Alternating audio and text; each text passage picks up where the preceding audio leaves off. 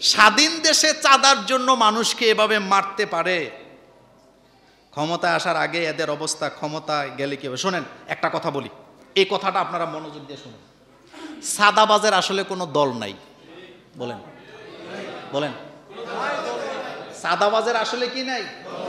যখন আওয়ামী লীগ ক্ষমতায় আসে তারা কয় আমি আওয়ামী লীগ করি, যখন বিএনপি ক্ষমতায় আসে তখন তারা কি বলে? একটা কথা মনে রাখবেন, যারা চাঁদাবাজি করে সুবিধা নেয় তারা মূলত রাতারাতি দল পাল্টায়। গতকালকে একটা ভিডিওতে দেখলাম, গোপালগঞ্জের এক লোক মাথার মধ্যে বাংলাদেশের পতাকা বাঁধা, আগের ভিডিওতে বলছে জামাত বিএনপির বাবের ক্ষমতা নাই, গোপালগঞ্জের একটা সিট নিয়ে যাইতে পারে। ইদানিং এক ভিডিওতে সে বলতেছে পতাকাটা যদিও পুরান হয়ে গেছে, রঙের কালারটা নষ্ট হয়ে গেছে, এখন কয় আমি তো খালেদা জিয়া সৈনিক। সুবিধাবাদ বলেন, সুবিধাবাদ জিন্দাবাদ। বিশ্বাস করেন, এই যে চান্দা মান্দা করে আপনারা খামোকা বিএনপি আওয়ামী লীগ জামাত দোষ দেন, আসলে এরা কারোই না, এরা সবার। গ্রামে গঞ্জে আপনারা যারা বিচার আচার করেন, কিছু লোক দেখবেন সব দিকে কথা বলে, এরকম আসেনি? সব তালে মূলত একটা লোককে ধরছে, তো সে যদি বলে আমি বিএনপি করি, আমি জামাত ইসলাম করি, আমি আওয়ামী লীগ করি, তো আপনি বিশ্বাস করবেন কেন? সে তো বাঁচার জন্য বলতেছে। এখন তাদের মূলত কি নাই? কোনো দল নাই, তারা মূলত সুবিধাভোগী মানুষ, তারা সুবিধা নেওয়ার জন্য এই কাজগুলো করে। সুতরাং একচাটিয়া একটা ঘটলেই পত্রিকার হেডলাইন। আর আমাদের বাংলাদেশে আরেকটা সমস্যা কি জানেন? কোনো একটা নিউজ কোনো পত্রিকা করলো, যাচাই নাই কইরা কপি পেস্ট মাইরা দেয়। এই অভ্যাস আমাদের পত্রিকাগুলোর আসেনি? অর্থাৎ একটা পত্রিকা একটা নিউজ করলো যাচাই না কইরা, বাকিরা যাচাই বাছাই ছাইরা সমানে মারতেছে।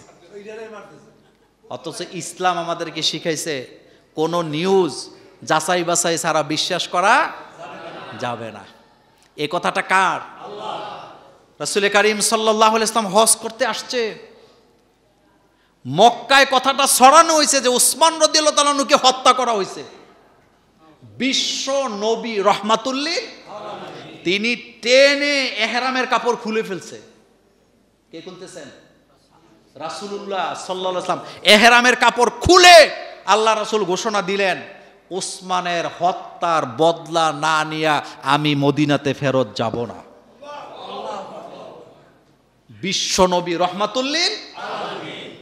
আল্লাহ পাক আয়াত নাজেল করে জানায় দিলেন, ইন জাআকুম ফাসিকুন বিনাবাহ, যখন কোন ফাসেক আপনাকে সংবাদ দেয়, যাচাই বাছাই না করে বিশ্বাস করেন না। যদি করেন আপনার নিজের অজান্তে আপনি কারো উপরে জুলুম করে ফেলবেন। এই আয়াত নাজিল হয়েছে মুহাম্মদ সাল্লাল্লাহু আলাইহি ওয়াসাল্লামের উপরে। সুতরাং আজকে আমার মুসল্লি হিসাবে আপনাদেরকে সতর্ক করি, অমুক জায়গায় লেখছে অমুক দলের লোক চাঁদাবাজিতে ধরা খাইছে, অমুকে এই হয়েছে, বিশ্বাস করেন না। যাচাই করা আপনার দায়িত্ব। যাচাই করা কি? কোথাও কোনোদিন খবর আসছে মোল্লা নাজিম টমসম ব্রিজে চান্দার টেহা সহ ধরা খাইছে, বিশ্বাস করবেন না? কিন্তু করবেন, দুই একজন আছে কইব যে টাকাও আমাদের থেকে নেয় না, গাড়িও চলে, কুমিল্লা শহরে বাড়িও আছে, টাকা পায় কই, ওইলো ওইতারে। এই অভ্যাস আমাদের আসেনি? এই অভ্যাস আছে, এগুলি ছাড়তে হবে। মানুষে কি করছে, একটা ফাইলেই ফেসবুকে শেয়ার দিন না, এই অভ্যাসটা আমাদের আসেনি? না, এগুলা করেন না, তাহলে আপনি তার উপরে জুলুম করলেন। আমাদের সবচেয়ে বড় সমস্যা হইল, যেই লোকের সাথে আমার লেনদেন নাই, যার সাথে আমার পরিচয় নাই, উড়া বসা নাই, তার বিরুদ্ধে একটা কথা শুনলো, আমরা এটা ভিতরে লালন করি। কেউ এসে আমারে বললো যে মোস্তাক ভাই তো অমুকের টাকা মাইরা দিছে, আমি কোনো যাচাই বাছাই নাই, এই যে লালন করতেছি, এবারটা বহুত খারাপ, এবারটা মানুষের টাকা মাইরা দিছে। আসলে আমি কি জানি টাকা মারছে কিনা? এর জন্য এটা ইনসাফ হয় না। পরপর 3 জুমার নামাজ না পড়লে বউ তালাক হয়ে যায়, এটা কতটুকু সত্য? না, বউ তালাক হবে কেন? শুনেন, বউ তালাক হওয়ার জন্য শর্ত হলো ঈমান চলে যাওয়া, মানে ধর্ম ত্যাগ করা। এক কথা, দুইজন বিয়ে করছে, দুইজনই মুসলমান আছিল, একজনে কাফের হয়ে গেছে ঘোষণা দিয়া, মনোযোগ আছে নি? এখন বিয়াটা আছে না গেছে? বিয়ে চলে গেছে।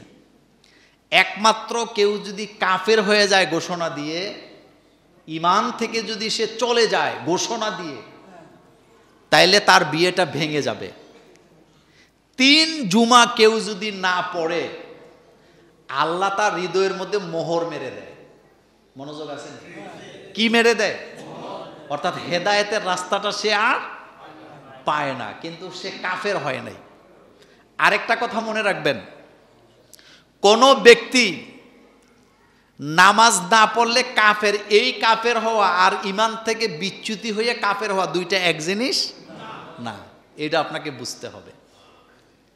কোন ব্যক্তি যদি পরপর 3টা জুমা মিস করে, রাসূল সাল্লাল্লাহু আলাইহি ওয়াসাল্লাম বললেন সহিহ মুসলিমের হাদিসে যে সে ইসলামকে পেছনে ফেলে আসলো। মনোযোগ আছে নি? সে কোথায় ফেলে আসলো? তার মানে ইসলামটা তার থেকে দূরে চলে গেছে। এই জন্য জুমার নামাজ মিস করা যাবে না। আরেকটা হলো উক্তিয়া নামাজ কি মিস করা যাবে? না, যাবে না। তবে বউ তালাক হবে না। বউ অনেক সময় আবার আমাদের দেশে আরেকটা কথাও বলে, আলেমরে গালি দিলেও বউ তালাক হয়। এই কথা ঠিক না। আলেম যদি অন্যায় করে তারে গালি দেওয়া যাবে না? আমি মোল্লা নাজিম যদি অন্যায় করি, অপরাধ করি, এমন অপরাধ যেটা গালি খাওয়ার মতো, তা আপনি গালি দিলে আপনার বউ তালাক হয়ে যাবে কেন? এগুলি হলো আমাদের দেশে মানে বলে আর কি, বলতে বলতে বলছে যে 3 জুমা, এটার সাথে তালাকের কোনো কি নাই সম্পর্ক। স্ত্রী মারা গেলে স্বামী কি গোসল দিতে পারবে? একটা গুরুত্বপূর্ণ কথা। প্রথম কথা হলো, আমাদের দেশে একটা কুসংস্কার আছে যে স্ত্রী মারা গেলে স্বামী নাকি আর চেহারা দেখতে না, তো দেখবোটাকে আমনেনি দেখবেন। বউ মারা গেছে আমার, আমি নাকি দেখতে পারবো না। কেন? কই বেগানা হয়ে গেছে। আপনাকে কে বলল? যার স্ত্রী মারা যায় সে তার স্ত্রীকে দেখতে পারবে না, এটা কি খুব ভালো কথা? কি কথা বললেন এটা? এটা আপনার স্ত্রী ছিল, আপনি তো তার গোসল দিবেন। বরং একজন স্বামী যদি তার স্ত্রীর গোসল দেয়, সে আরো ভালো করে গোসলটা দিতে পারবে। এটা তার স্ত্রী। এবং এই চিন্তা থেকে দেন না যে আল্লাহ যেন আমাকে আমার স্ত্রীকে জান্নাতে দেখা করায় দেয়। স্বামী স্ত্রী একজন আরেকজনে মরে গেলে গোসল দিতে পারবে না, এই কথা রাসূল সাল্লাল্লাহু আলাইহি ওয়াসাল্লাম বলেন নাই। সুতরাং আপনি বলেন কেন? গোসল দেওয়ার মধ্যে দোষের কিছুই নেই, বরং গোসল দিবে, সেই তো দিবে। যদি না পারে, ভয় পায়, তাহলে মহিলা দিয়া মহিলার গোসল হবে। কিন্তু স্ত্রী মারা গেলে স্বামী কি দিতে পারবে? গোসল দিতে পারবে, কোনো সমস্যা নেই। আবার স্বামী মারা গেলেও স্ত্রী কি দিতে পারবে? গোসল দিতে পারবে। বাপ মারা গেলে ছেলেরা গোসল দিবে, মা মারা গেলে মেয়েরা দিবে, পুত্রবধূরা দিবে। এটা আরো ভালো, কাছের লোকেরা দিবেন।